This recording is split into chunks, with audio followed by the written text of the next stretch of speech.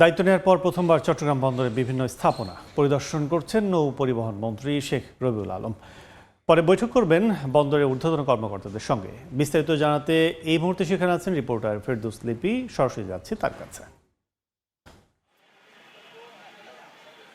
আমরা এই মুহূর্তে আছি চট্টগ্রাম বন্দর ভবনের সামনে। আপনারা জানেন যে দায়িত্ব নেওয়ার পর প্রথমবারের মতো নৌমন্ত্রী শেখ রবিউল আলম এবং প্রতিমন্ত্রী রাজীব আহসান চট্টগ্রাম বন্দরে এসেছেন এবং এই মুহূর্তে তিনি বন্দরের চেয়ারম্যান এবং সংশ্লিষ্ট যেই বিভাগগুলো আছে সেই বিভাগের ঊর্ধ্বতন কর্মকর্তাদের সাথে বৈঠক করছেন। তারপর তিনি বন্দরে যে অপারেশনাল কাজ সেটা পরিদর্শনে যাবেন, এনসিটি সহ অন্যান্য যেটিগুলো আছে সেখানে। এবং আপনারা জানেন যে 2 দিনের এই সফরে নৌমন্ত্রী গতকাল বন্দরের বিভিন্ন যে প্রকল্পগুলো আছে, বিশেষ করে রেড সি টার্মিনাল, বে টার্মিনাল এবং লালদিয়া চর, এগুলো পরিদর্শন করেছেন এবং তিনি বলছেন যে এই যে প্রকল্পগুলো, বিশেষ করে বে টার্মিনাল নিয়ে, বে টার্মিনাল যেন দ্রুত সময়ের মধ্যে শেষ হয় সে উদ্যোগ সরকারের পক্ষ থেকে নেওয়া হচ্ছে এবং এই মাসের মধ্যে এই সংশ্লিষ্ট যেসব কর্মকর্তারা রয়েছেন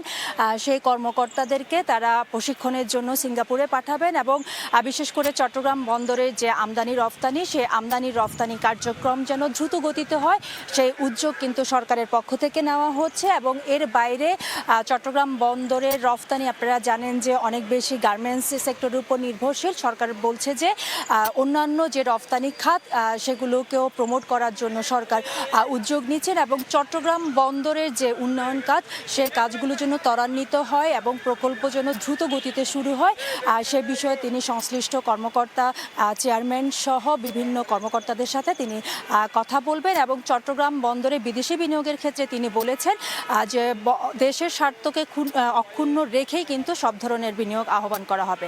তো এই ছিল আমার কাছে চট্টগ্রাম বন্দর নিয়ে সর্বশেষ তথ্য। প্রথমবারের মতো চট্টগ্রাম বন্দর পরিদর্শনে গেছেন নৌ পরিবহন মন্ত্রী। বিস্তারিত জানতে এখন সরাসরি ছিলাম বন্দরে।